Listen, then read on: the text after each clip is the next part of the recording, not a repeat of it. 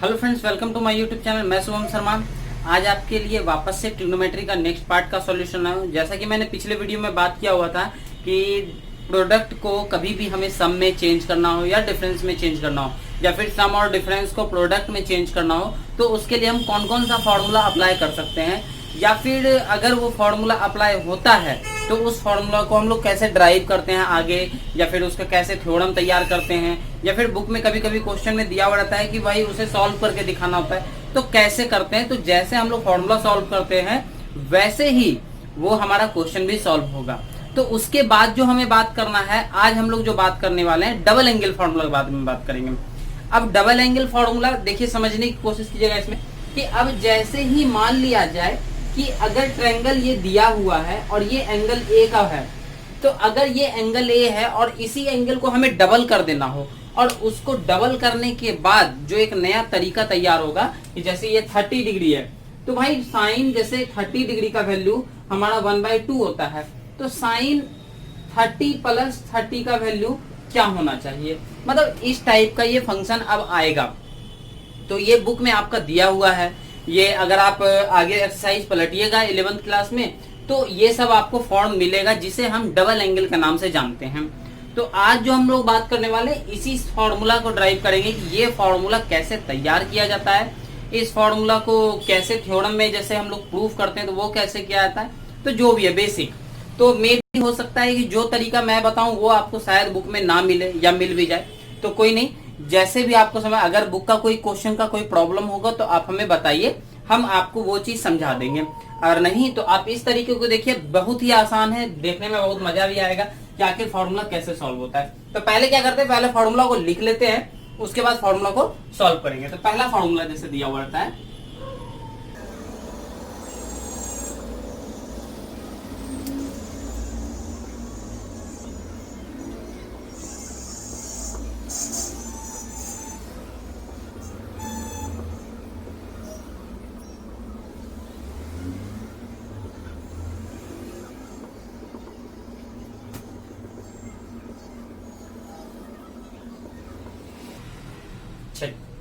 तो देखिए ये हो गया फॉर्मूला। आप लोग को वीडियो को पॉज करके पहले इसको नोट कर लीजिए, उसके बाद क्या करेंगे हम लोग डायरेक्ट इस पे चलेंगे प्रूफ पे कि ये सब आता कैसे, मतलब ये सब फॉर्मूला जैसे कि मुझे याद है कि ये सारा फॉर्मूला मैंने लिख दिया, तो ऐसे ही आप लोगों को भी कैसे याद रहे कि आप लोग बिना बुक देखे या फिर बिना कोई हिंट लिए डायरेक्ट इन सब फॉर्मूला को अपने खुद से लिख सके या हमेशा आपको याद रहे। तो याद करने का तरीका बताएंगे, तो वीडियो को बिना स्किप किए हुए पूरा देखिएगा पहले, उसके बाद ही समझ में। अगर आप लोग आगे बढ़ाइएगा तो कहीं कुछ छूट जाएगा तो फिर प्रॉब्लम हो, क्योंकि मैथ का सबसे बड़ा नियम ये होता है कि अगर आप उसमें समय देते हैं तभी आपको मैथ ढंग से आएगा।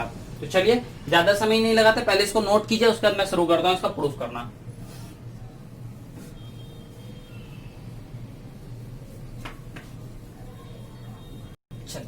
देखिए तो पहला फॉर्मूला जैसे हमारा दिया हुआ है sin 2a is equal to 2 sin a into cos A. तो ये आता कैसे है इस पे बात करते हैं। सबसे पहले हम लोग LHS से सॉल्यूशन लेते हैं।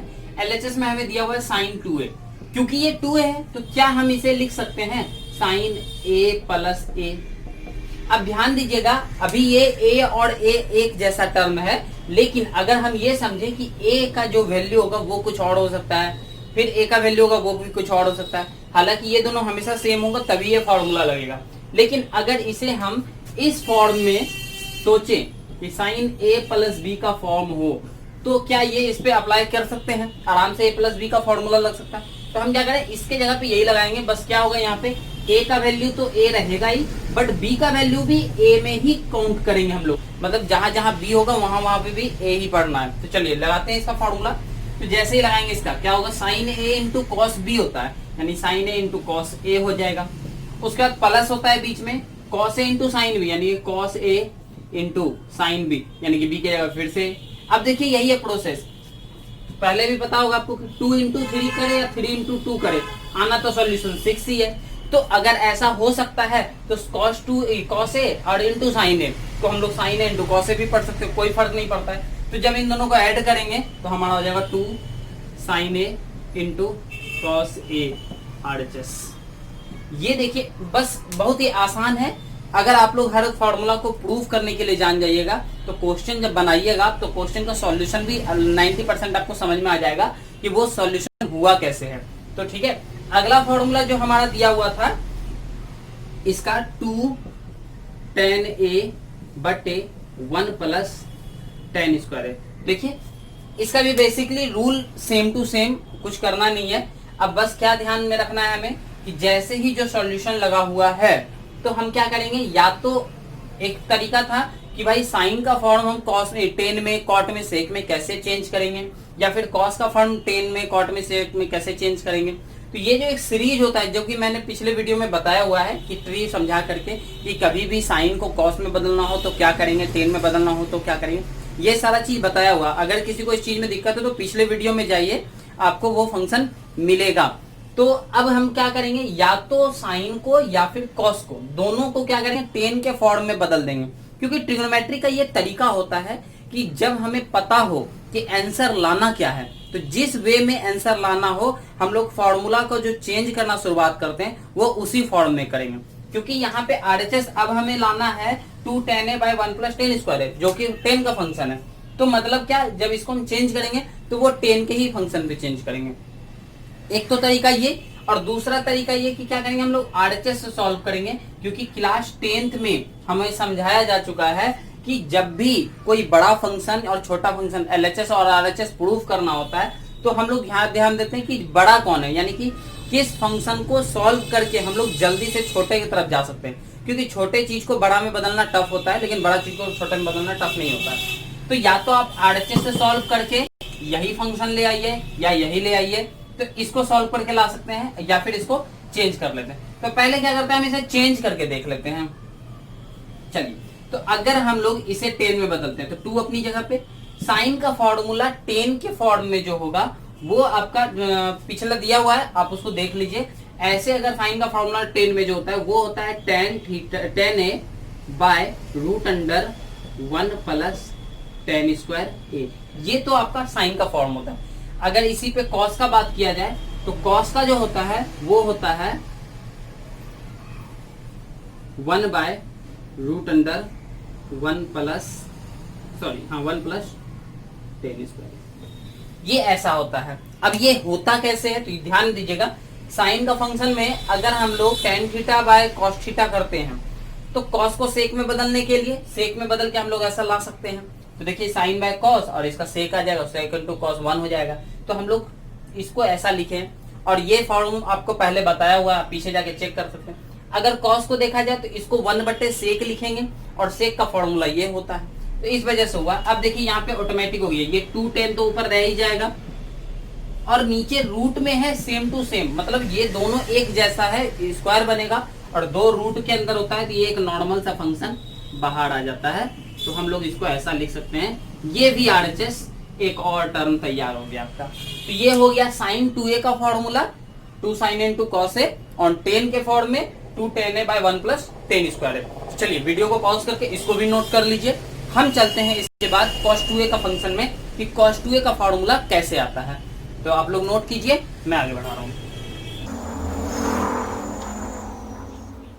देखिए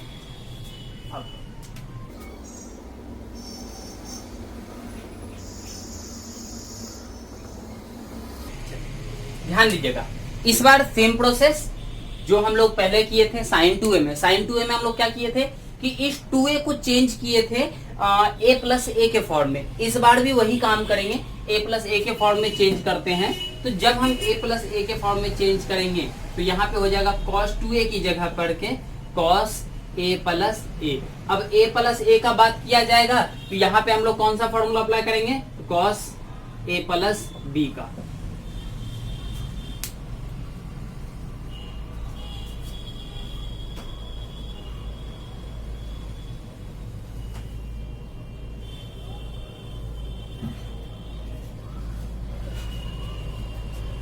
चलिए, तो अब यहाँ अप्लाई करते हैं, लगाते हैं formula cos a plus b का। तो cos a प्लस b का फॉर्मूला ध्यान में लाइएगा, यहाँ होता है cos a into cos b, मतलब यहाँ पे cos a ही रहेगा क्योंकि b की जगह पे अभी भी a ही है।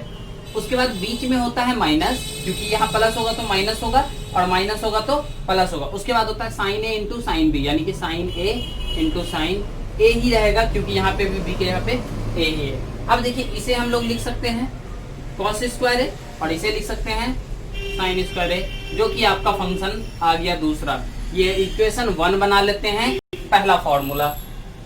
ठीक है, अब ध्यान देना है कि इसके बाद मैंने 3 फॉर्मूला इसका और लिखा हुआ है। तो पहला, इसके बाद जो था नेक्स्ट सॉल्यूशन, सेकेंड सॉल्यूशन कर लेते हैं इसे। सेकेंड सॉल्यूशन में क्या करते हैं हम लोग, अगर अब यहाँ पे ध्यान ये देना है कि ये सब जो फॉर्मूला अप्लाई करना है हमें एक्सरसाइज के दौरान, तो उसमें क्या करना है कि ध्यान ये देना है कि क्वेश्चन किस हिसाब से।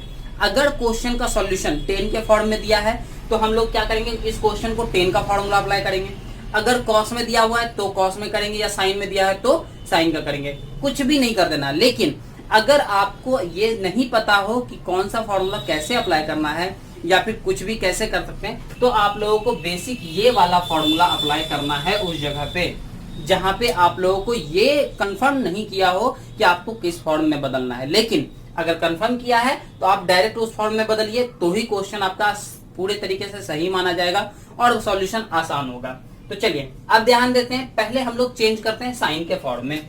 तो जब साइन के फॉर्म में बोल रहा है चेंज करने, तो ये तो साइन का टर्म खुद से है, मतलब ये कॉस वाला टर्म जो है हमें साइन में कन्वर्ट करना हो, तो क्या हम इसे लिख सकते हैं 1 माइनस साइन स्क्वायर ए, क्योंकि 10th में फॉर्मूला पढ़े हम लोग cos square theta is equal to 1 minus sine square theta, और ये वाला हम लोग नोट कर लेते हैं साइन स्क्वायर ए।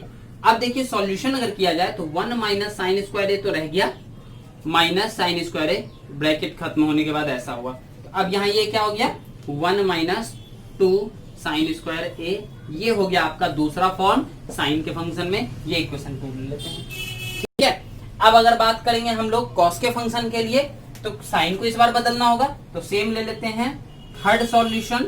थर्ड सॉल्यूशन में बात करते हैं हम लोग कॉस स्क्वायर ए को रहने देते हैं और सिर्फ चेंज कर लेते हैं साइन को, मतलब साइन का चेंज होगा तो 1 माइनस कॉस स्क्वायर ए हो जाएगा।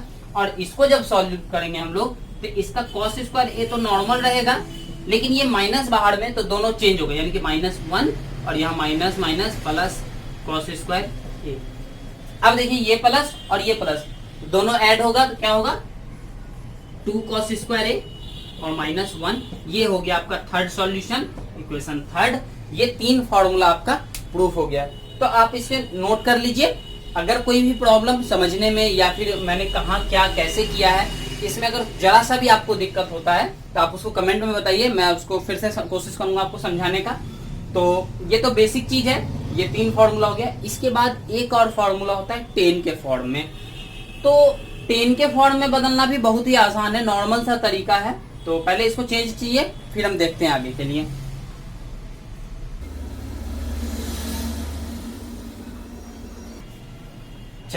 ध्यान दीजिएगा। अब हमें क्या करना है, जैसे 10 का फॉर्म बोल रहा है बदलने के लिए, इसको 10 में बदलना है, तो फिर से वही फंक्शन पाएंगे, या तो RHS यानी कि 10 का फॉर्मूला जो कि ऐसा होता है 1 माइनस 10 स्क्वायर ए बाय 1 प्लस 10 स्क्वायर ए। एक तो ऐसा होता है फॉर्मूला, यानी कि हम लोगों का आंसर जो होगा वो ऐसा होता है। तो इसको या फिर हम इसको सॉल्व करके ये वाला फंक्शन ले आएंगे या ये वाला ले आएंगे, मतलब जो भी फंक्शन हम पहले प्रूव कर चुके हैं उन सब में से किसी पे भी ले आएंगे तो वो बात सही होगा। लेकिन अगर इससे बदला जाए तो कैसे करेंगे, तो ध्यान दीजिएगा। अगर कॉस को हमें बदलना है, मतलब कॉस का फॉर्मूला 10 के फंक्शन में चाहिए, तो इसमें थोड़ा सा टफ हो जाएगा, क्योंकि कॉस का फॉर्मूला 10 में नहीं होता है, वो कॉस स्क्वायर दिया हुआ है, अब होता है सिर्फ कॉस का। तो हम लोग यहाँ क्या करेंगे, इसके जगह पे ऐसा लिखेंगे 1/√1 प्लस 10 स्क्वायर ए का होल स्क्वायर, क्योंकि ये कॉस स्क्वायर है। उसी तरह से साइन में बात करेंगे अगर हम लोग, तो साइन का जो होता है वो होता है 10a/√1 माइनस 1 प्लस 10 स्क्वायर, इस पे भी स्क्वायर।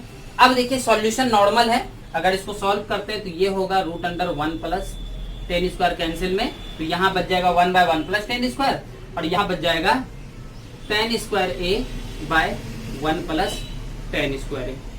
अब ध्यान दीजिए, अगर आप एलसीएम ले लेते हैं तो एलसीएम लेने पे क्या होगा 1 प्लस 10 स्क्वायर ए नीचे आ जाएगा, और यही सेम एलसीएम की वजह से 1 माइनस 10 स्क्वायर ए ऊपर हो जाएगा। तो ये आपका हो गया RHS का सॉल्यूशन, ये हो गया इक्वेशन 4।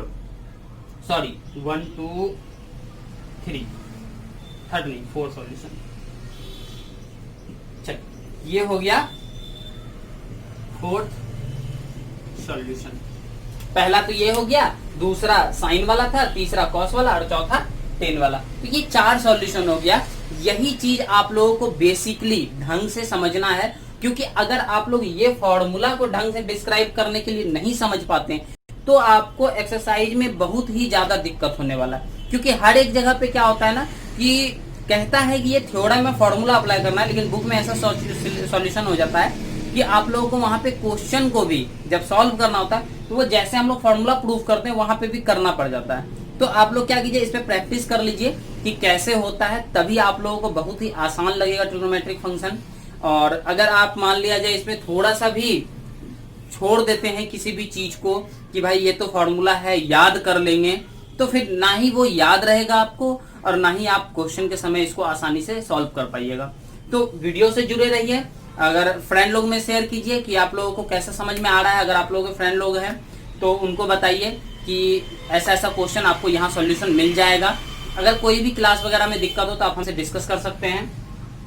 तो मिलते हैं अगले वीडियो में। अगले वीडियो में जो बात करने वाले हैं हम, ये हमारा 11th क्लास का 90% सॉल्यूशन जो है वो कंप्लीट हो गया। अब मतलब कि ये सब जो होता है ट्रिग्नोमेट्री में 11th तक लमसम इतना ही होता है, इसी फॉर्मूला पे बेस्ड होता है। एक जनरल सॉल्यूशन होता है, वो मैं किताब जब शुरू करूंगा तब उसको डिस्कस कर दूंगा, लेकिन बेसिकली ये होता है। अब अगले वीडियो में हम लोग क्लास 12th के लिए चलेंगे, सीधा ट्रिग्नोमेट्री का ही पार्ट, बट वो ट्रिग्नोमेट्री का इनवर्स में आएंगे। इनवर्स का जितना भी फंक्शन है प्रूफ करने के लिए, जितना भी थ्योरी होता है वो मैं आपको पहले शेयर कर लूंगा। उसके बाद हम लोग बाद में आगे कैलकुलस है या जो भी फंक्शन है, मतलब वैसा थ्योरिटिकल जो भी प्रॉब्लम है वो सॉल्व करने के बाद हम लोग 1 by 1 क्वेश्चन कोशिश करेंगे कि डालें। जल्दी मैं फिर 10th का भी सोच रहा हूँ लाने का, तो आप लोग बताइए 10th का लाऊं तो कौन सा टॉपिक मैं स्टार्ट करूं पहले, जिससे कि स्टूडेंट लोग को आसान हो जाए, कौन सा चैप्टर बहुत ज्यादा हार्ड होता है। तो ये सब बताइए, फिर हम कोशिश करते हैं आगे उस चीज को करने के लिए। अभी आप लोग यहाँ तक इसको पढ़िए और अब हम लोग क्लास 12th वाले के लिए बात करेंगे। कुछ दिन उनका टॉपिक चलेगा इनवर्स का चैप्टर। तो जो लोग 12th के स्टूडेंट हैं वो अपना एक बार इनवर्स को निकाल के रिवाइज या चेक कर ले कि आप लोगों को क्या क्या दिक्कत होता है, ताकि मैं जब बताऊं तो आप लोग वो देख के वहां पे वो पॉइंट आउट कर सके कि ये वाला टॉपिक में हमें दिक्कत है, ये वाला हमें कमेंट में बताना है कि ये सर बता दीजिए, ताकि मैं उसे आपको ज्यादा से सॉल्व कर सकूं। चैनल से जुड़े रहिए और बताइए हमें वीडियो आपको कैसा लगा।